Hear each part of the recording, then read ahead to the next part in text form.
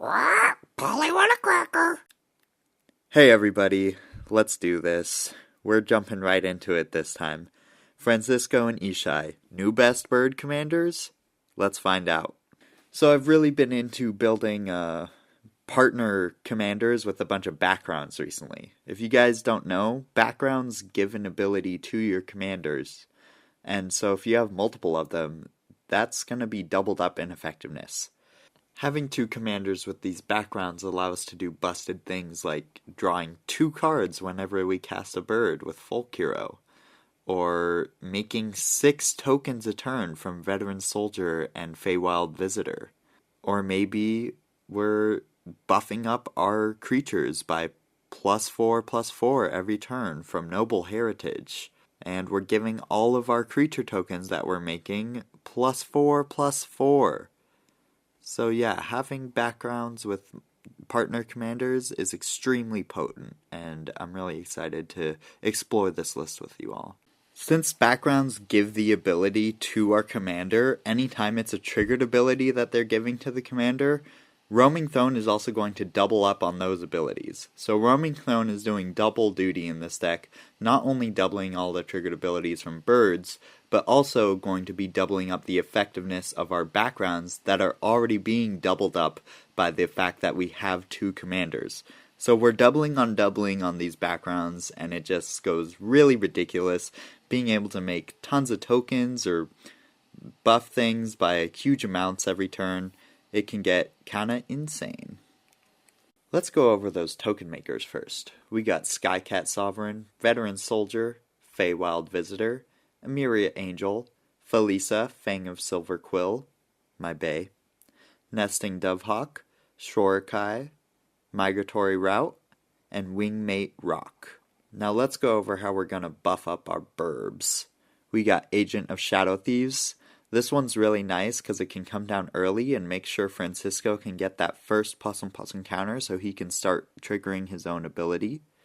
Favorable Winds, Noble Heritage, Brina the Demagogue, Empyrean Angel, Flaming Fist. This one is also great because Ishai gets huge, so this can let him start one-shotting people out of nowhere, and it's going to allow us to double trigger our Francisco Explore. Inspiring Leader, giving all of our tokens +4/+4 when we have both our commanders in play, is pretty ridiculous. Kenji's Lieutenant. With this Encore ability, we can be buffing up all our flyers by +3/+3 for a turn. Definitely will help us kill people. Rafine the Schemer, going to allow us to buff up a creature very large, as well as just dig us really deep. Also, just so you know, Connive X means you actually draw X cards, then discard X cards. It's not that you're conniving one a bunch of times. So very good for filtering. Kenji Sky Warden, bird that's going to buff up all our birds when we attack, and if we have Roaming Throne, it's going to do it twice. Very powerful lord for our deck. Alright, so let's go over that card draw, because we need to be able to assemble all these pieces into play at once. We got Skull Clamp, Aven Heart Stabber, great thing to put a Skull Clamp on, Baleful Strix, Folk Hero, Ledger Shredder, allowing us to loot and buff himself. We love those +1/+ encounters in this deck, so this guy fits right in. Also, one of the best birds ever printed. Altar of the Wretched. Ishai gets friggin' massive. If you've ever seen Ishai in action, you know this. Sacking him to draw 20 cards and mill 20 cards, that's going to be super powerful and super worth 3 mana. Brina again. Candlekeep Sage. Gix, Yawgmoth Praetor. This guy puts in a ton of work. We go really wide with evasive creatures, so this guy's going to just draw us a ton of cards. Winged Words, Biden of Thassa, as well as Reconnaissance Mission, just like Gix. We got a Renicus file duplication. I really like copying Francisco, because when we hit different people with the 2 of them, they'll both trigger each other, so we'll get more and more and more explores.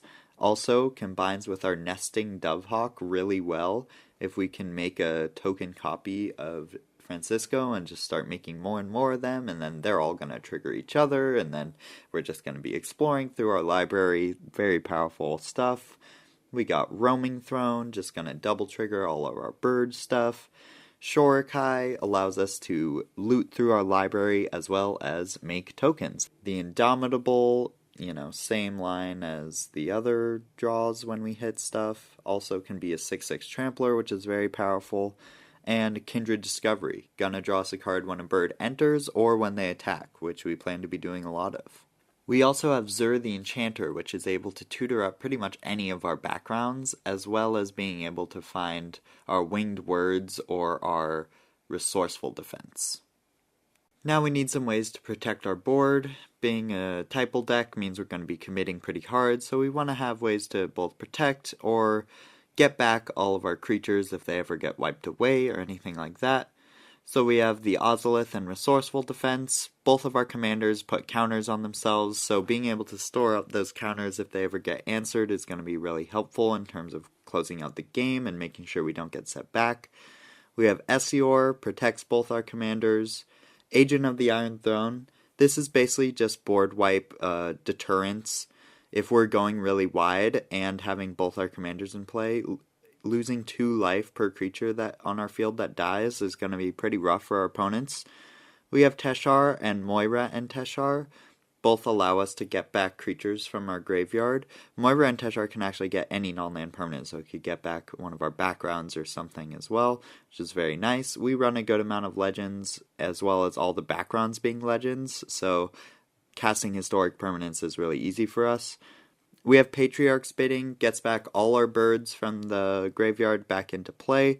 Very useful when we're going to be drawing and looting so much with Rafine and Ledger Shredder, etc.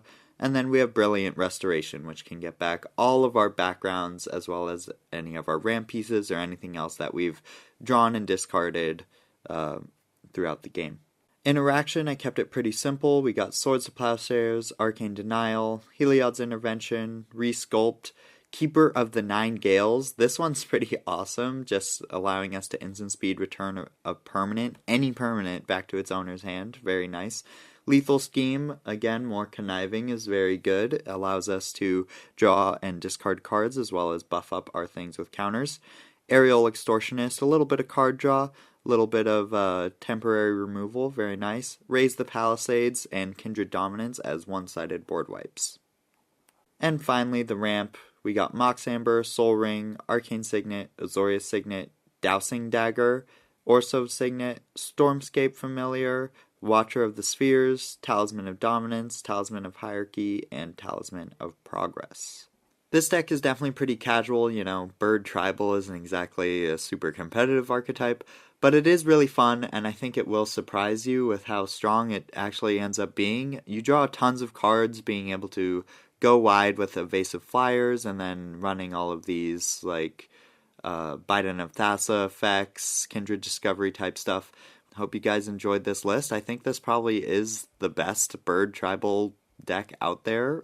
Richard from MTG Goldfish, let me know if what you think of this one. Alright guys, that's going to do it for this video. Remember to like and subscribe to my OnlyLands for the spiciest deck content on the internet. Thank you guys again, and I'll see you next time.